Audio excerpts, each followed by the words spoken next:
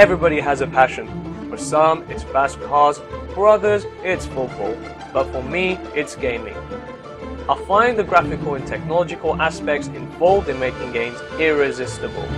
I'm on a journey to find out about this new culture which has swept us with a new form of addiction worldwide.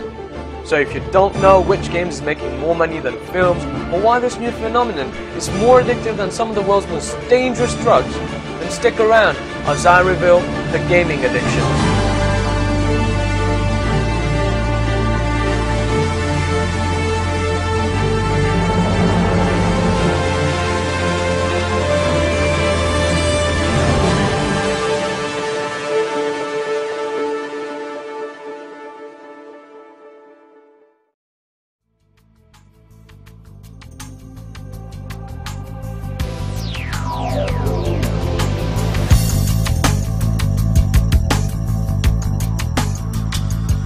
My name is Siraz and I am a student currently studying media production. Games used to be my favorite hobby, but as I grew older, it became an addiction that was clearly getting out of hand. This affected my entire life and took me almost 3 years to get myself back onto track. But how does addiction come about and what triggers it?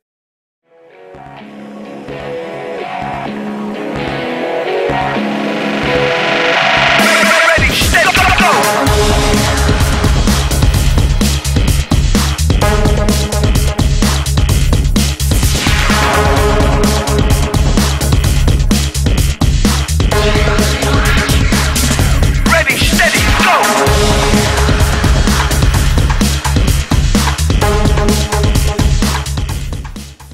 Many believe the reason behind the games being in such addictive form is to blame the game developers, as they are able to control in-game reward systems, online gameplay and difficulty. Others believe that it is due to the basic psychological need of a human being, as they are able to get more freedom out of the game and produce a second life outside this world, which allows them to get away from the daily stresses. In theory, the whole concept of playing games is to actually have fun, but over times in specific games, the fun drops and competitiveness in games such as Call of Duty 4 and EVE Online come into effect. These games have such complex reward systems that rare items can only be acquired after a few hours or sometimes hours on end of in-game play. This truly raises the question for game addicts. Is it the game addicts' fault for being able to having to play the game that long? Or are game developers at fault by having to make the game so complex that gamers have to go to such extreme lengths to basically just acquire these items? This truly raises the question between them. But are individuals at fault, as they can control the amount of time they play games? Is it truly their fault? To me, gaming addiction is when gamers abuse the time they spend on any given game. Online games like World of Warcraft or WoW, as many gamers call it, give players something they cannot get in real life, a sense of achievement and reward. Online gaming also allows players to play with other gamers from around the world, allowing them to gain friends in a virtual environment, but then thus causing them to exclude their social values. Since the growth of the gaming industry, the focus on online gaming and addictive gameplay has seen a major development, and games are becoming even more addictive with expansion packs and other forms of content constantly being released.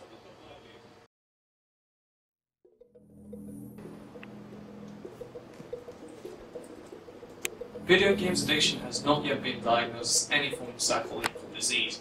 Nevertheless, the overuse of any game has shown similar responses to other psychological addictions, such as compulsive gambling and impulse control disorder.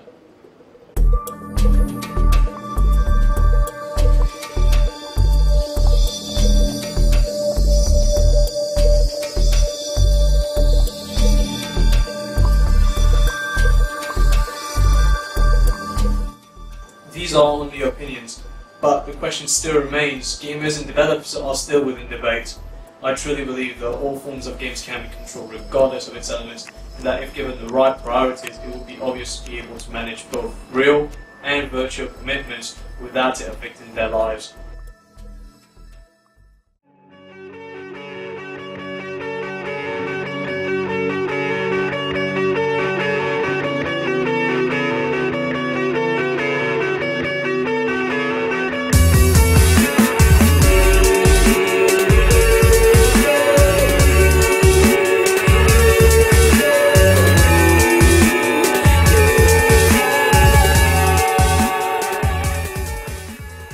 spending countless amount of hours does not seem to be a good point anymore, stating that any consistent gamer is actually addicted to games, as over 80% of gamers around the world can safely play games for continuous hours.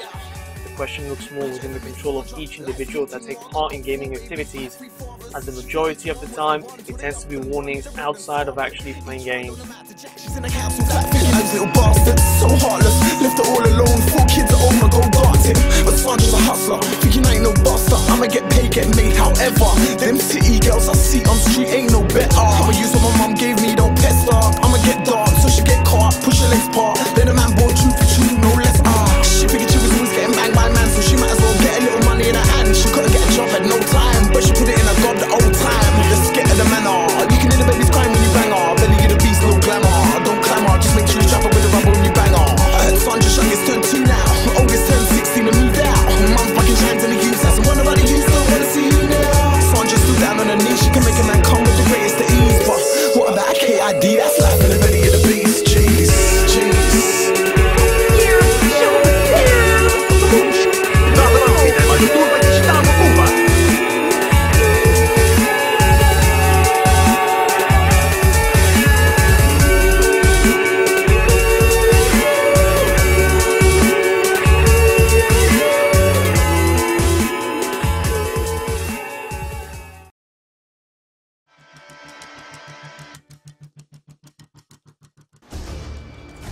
Video game addicts also tend to create an isolation zone.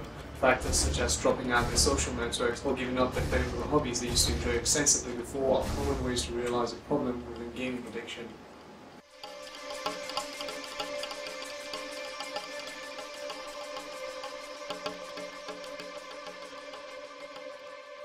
For computer or video game addicts, the whole concept of having a fantasy world online or an in-game environment that is more accessible to them tends to replace the reality.